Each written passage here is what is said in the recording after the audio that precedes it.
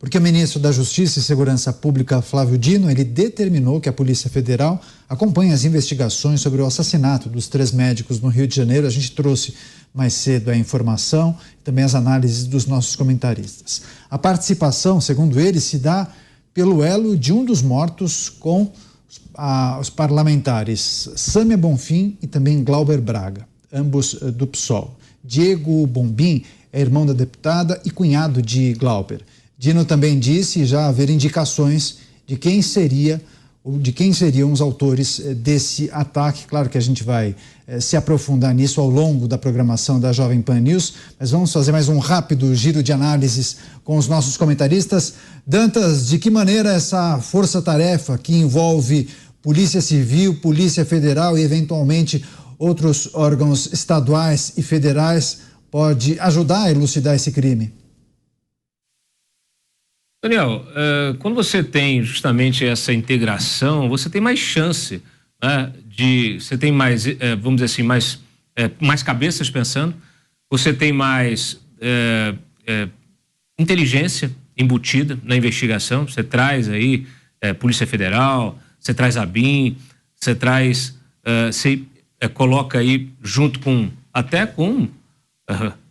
as Forças Armadas, que deixaram lá no Rio de Janeiro uma herança, né, de um sistema de comando e controle, né, de monitoramento, justamente para fazer esse trabalho de inteligência para você levantar.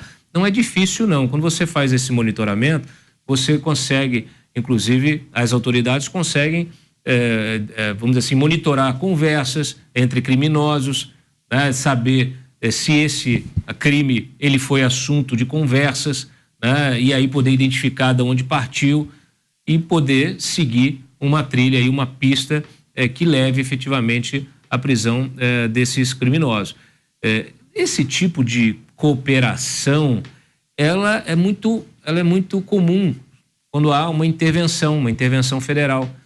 A gente viu no Rio de Janeiro exatamente esse tipo de cooperação funcionando, essa parceria entre União, Estado e município.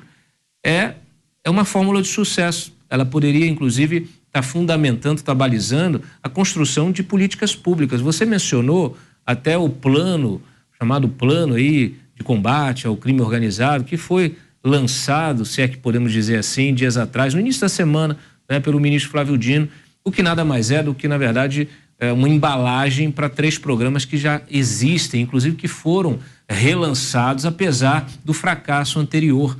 Então nós continuamos apostando em fórmulas antigas. Mais uma vez, nós estamos, vamos dizer assim, olhando para trás pelo retrovisor. O governo olha pelo retrovisor, tenta seguir à frente olhando para o retrovisor.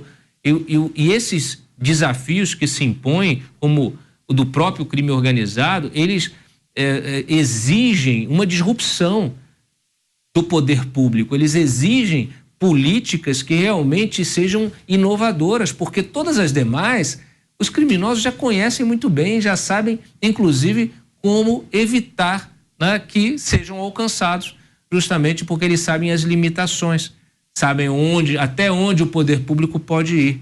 Então é preciso, de fato, mais uma vez, e usar esse exemplo de referência, repensar essa fórmula de combate ao crime organizado, associar todos os esforços possíveis e implementar uma política de tolerância zero. Na verdade, o que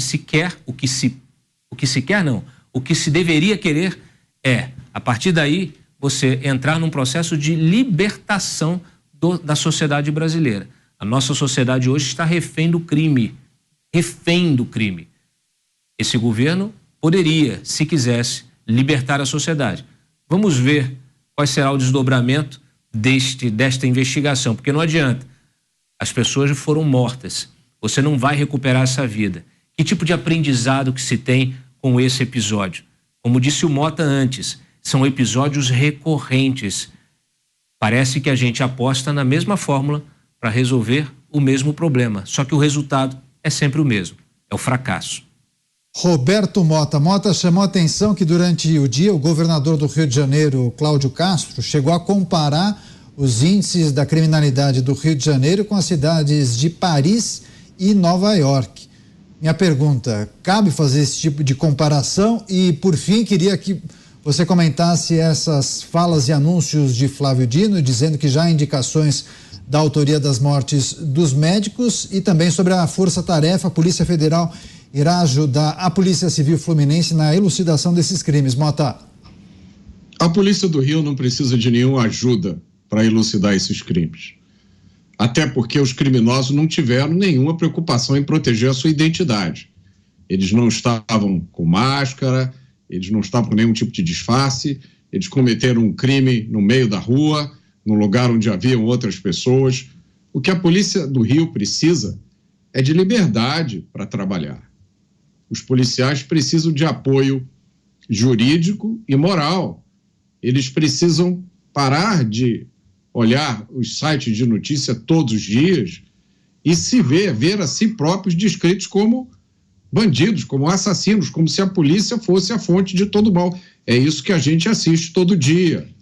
O que os policiais do Rio de Janeiro e do Brasil inteiro precisam é de leis que tirem os bandidos de circulação.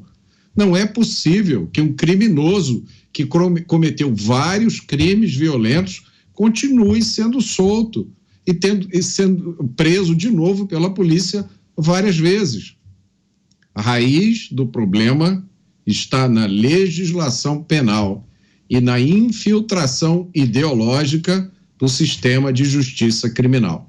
O problema não é verba, o problema não é ajuda para investigar. O problema é um problema jurídico e moral. Essa é por aí que a gente encontra a solução dessa crise. Para fechar esse assunto, você, Cristiano Beraldo, ajuda da Polícia Federal para ajudar a Polícia Fluminense a elucidar esses crimes. Em um minuto, Beraldo, por favor.